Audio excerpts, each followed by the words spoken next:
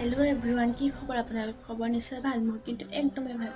আজি মোৰ মনটো বিৰাটেই ভাল লাগিল। কিয় জানানে? আজি আমি ভাইটি আৰু মই মঙলদৈলৈ আহিছোঁ আৰু মঙলদৈলৈ অহাৰ আজি বিশেষ কাৰণ আছে।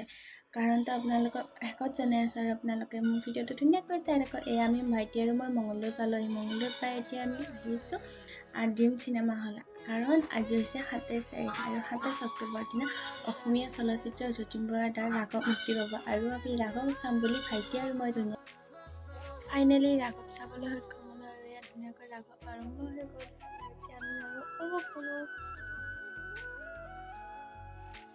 ঝিলমিল টোপনিতে ঝিলমিল সপোনতে আজুৰি আনিব ইফালে আজৰি সময়ত ভাইটি আৰু মই পপকৰ্ণ খাম বুলি পপকৰ্ণ কিনি ল'লোঁ।